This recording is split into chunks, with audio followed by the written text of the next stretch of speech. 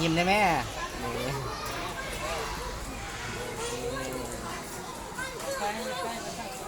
อยู่โรงเรียน SOS สถาบักเซ่ลงมาขายปุ่มอยู่โรงเรียน SOS สถาบักเซ่ปุ่มเรียนภาษาอังกฤษนี่ลุงเรียนได้เนี่ยสถาปักเซ่เนาะนครปักเซ่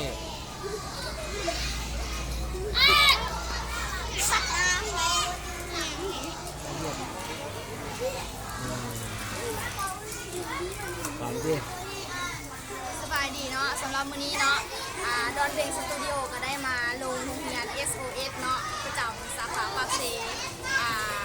เดี๋ยวก็ยังพอได้หุ้นผลเพื่อนเนาะเดี๋ยวถ้าอาทิตย์นึงจะหุ้นผลว่าเป็นจังไดว่า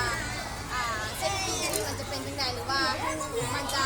ดีหรือว่าพอดีก็ต้องติดตามดูกันเด้อนี่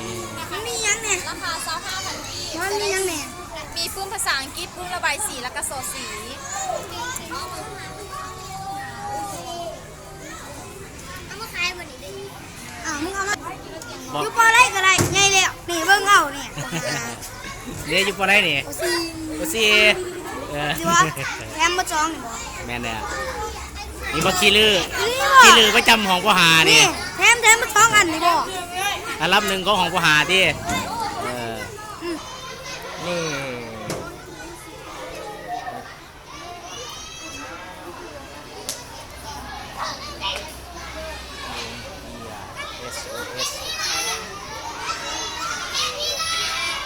สถาปักเซ่เราไปนอน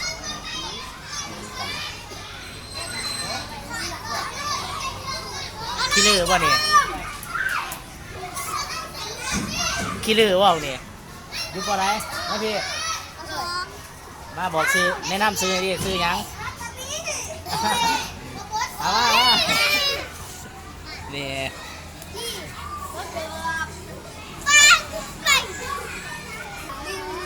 ขี้ลือไม่เลยครับ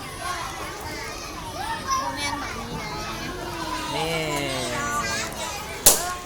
เรียน SOS เนาะปักเซ่แล้วพี่น้อง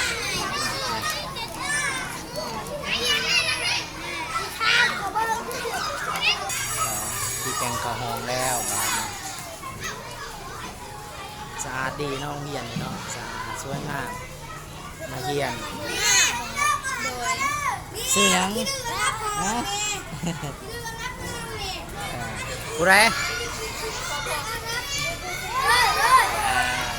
เอาเฮียนจบ